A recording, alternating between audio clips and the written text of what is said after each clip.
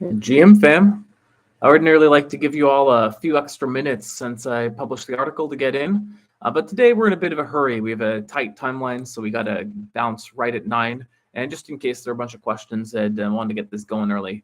So maybe we'll see if more people trickle in. Time to get some early GMs to people. And based on your request, I went ahead and I did a deeper dive into Balancer / Aura this morning. And it's pretty interesting stuff. GM to Quantslab, hope you're a legend yourself. So the big question that people have been having is, what do I think about Aura? And I was very positive on it conceptually. Just from what I'd heard, very smart people like Small Cap Science, like really big fans of it. They seem to have taken a lot of the lessons from Convex and tried to apply it towards their tokenomics. So I think there's a lot of good things with Aura. And then there's a lot of kind of more like questionable things. So a lot of other really smart people I talked to about it. And some of them are like a bit more kind of skeptical here and there. So essentially, like you have to dive into two parts, of course, just as there's Curve and there's Convex. Within this whole Aura finance ecosystem, there's the Balancer side of it, and there's the Aura side of it. As regards Balancer, Balancer is, of course, a competitive AMM. Now, full disclosure, I'm a Curve maximalist. I think Curve is going to, is the backbone of DeFi and is only going to grow into that. But, of course, Balancer is trying really cool stuff, too. And I don't really, see even though AMMs are often competitive with each other, I don't really see them as competitive in a nasty hostile way. My general opinion is that the largest possible surface of DeFi innovation is only good for the space. In the same way that Balancer essentially took a lot of the good aspects from Curve and Convex. If they're able to kind of find and strike on unique things and unique properties that are good for DeFi, I expect that those will also be mimicked throughout the ecosystem. So it could redound to the benefit of, for example, Curve. So I want more innovation. I want more experimentation. I just want more. The larger the kind of surface of DeFi offerings, we've seen the kind of more resilient and more robust DeFi is. So I'm only in favor of more things out there.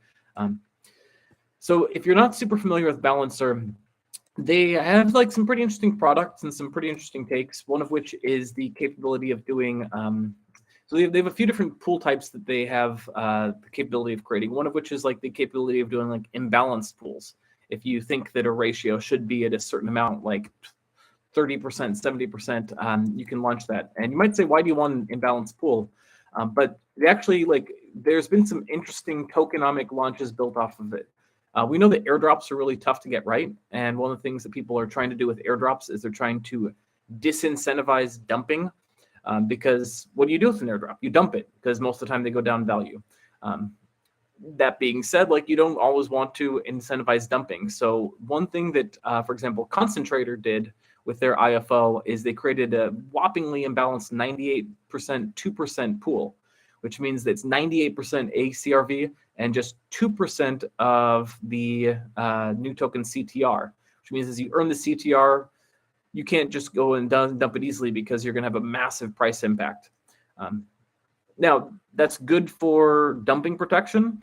That's bad if you want your token to float and be tradable freely on the market. So it's not a good solution at scale, but you can see where it has some use cases that make it kind of resilient to this particular use case. And it's not the first time I've heard that. I've heard of other tokens that were kind of getting off the ground, really wanting to have this kind of anti-dump protection.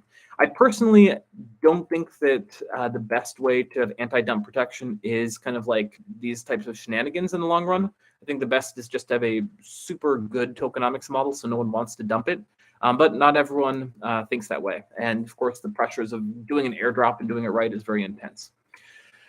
So that's where you could see there is some products that Balancer is offering that are kind of innovative and adding some useful stuff to the market. And then on top of it, the Balancer underlying mathematics is kind of interesting. If you read the white paper, it's not bad. They have some good stuff there. I think the kind of knock against Balancer is that it's a bit unclear what the product market fit is that allows them to scale. So they've had some scaling issues, and one of the kind of issues that they've been having is this problem that a lot of people face of how do you prevent your token from directly incentivizing the pools that don't make your protocol any money. So to that extent, they are pretty bullish on BIP19, which creates this concept of core pools, where they would be essentially innovating the pools that they think provide more trading volume. The downside with this kind of like concept is that it might just incentivize wash trading. So if you're essentially paying out the balancer token, or if you're just paying out heavily to try and incentivize people for volume, you end up with kind of useless volume. So it's not necessarily a good thing. And QuantLab adds that the only problem with this kind of pool is liquidity for bootstrapping. If the ratio is 98:2, it's not easy to inject the side of the pool you want to protect from the dump. Yeah, exactly. So it's kind of like forcing this sort of really artificial conditions. I kind of prefer the idea that you just like have a V2 style pool, and yeah, the token might go very low, but it will find its natural price, and you can't really like prop up the price artificially. You can try, but it's just not going to be sustainable. So at any rate, that's the like short version overview of Balancer. So interesting stuff. Want them to be very successful, of course. And Aura decided that they would try and apply some convex style approach to Balancer, and they seem to have improved a little bit on the convex model. And I hear them relying pretty heavily on some of the threads, in particular small cap science. Small cap science is very smart. I shopped the article to him before launching it because I wanted to get a good sense of like what the like really most bullish people on Aura are feeling, and he was very helpful in actually helping point out some stuff. He shopped this around both the teams, and they agreed that the article was fair and balanced. So I'm pretty happy that I was able to come up with something that's fair and balanced on that front. So the short version is like there's a lot of things to be really excited about within Aura in terms of how they're approaching trying to corner Balancer. And they've been very successful to date. They've already scooped up about $200 million in TVL. That's doubled from a week ago. So they're growing very fast in a fairly bearish market. Other like really strong selling points is they have a phenomenal team over at Aura. Of course, it's headlined by Sushi's or ex-Sushi OX Mackie. And you just don't want to be on the side of shorting OX Mackie, just absolute legend of the space. There's also some changes to the VE tokenomics that Balancer did that Sir Science in his thread goes through in kind of excruciating detail. And Aura was able to already scoop up 25% of the total VE BAL that's been distributed to date. And they've managed to do so. This is the point that, in GM layman's terms, the point that small cap science is really, really, really bullish on is the fact that they've been able to corner this amount of the balancer market, but they haven't had to use a ton of their actual token inflation to do so. So there's still a lot of token inflation to come for Aura, and they could actually redirect this towards other protocols. And I think this is the point that when I talked, because I am not knowing much about Balancer Aura, I shopped this around by a bunch of people. I think this is the point that everyone's most excited on, is not necessarily what they've done so far, which is already pretty substantial and great, but the potential for what they could yet do. Like they could still potentially try and apply this to other VE tokenomics. So on that level, they might have a lot of interesting room to grow. So what's the bear case for Aura? Because ultimately I come away with this and I wasn't at least persuaded to give up my curve maximalism for Aura maximalism or balancer maximalism. So as I mentioned, some of the problems with Balancer specifically is just the scaling question. It's been out there for some time, and it's not seemed to sort of capture that significant of share of the kind of exchange market. So they have some interesting use cases for these smaller pools, but I haven't really seen them scale much beyond that.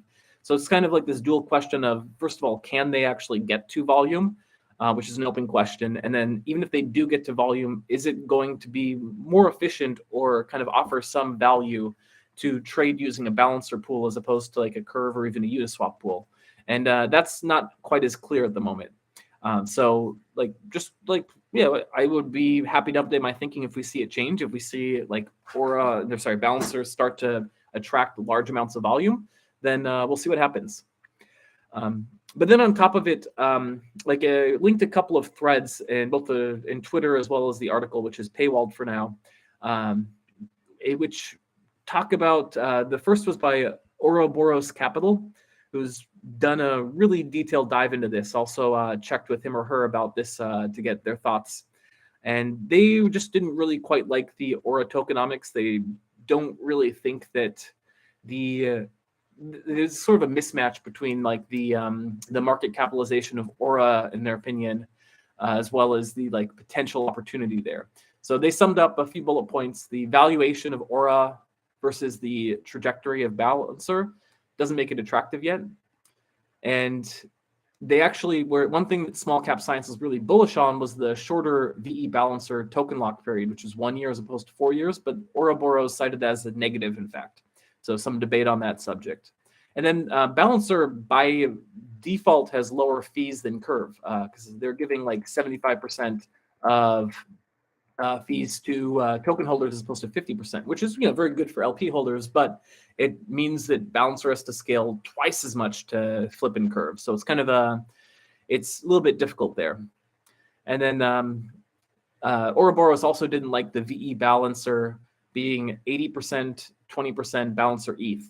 They thought that was unappealing to delta neutral farmers. So very, very smart thoughts. There's another thread by Madoji that just went even further, calling it a straight up Ponzi scheme.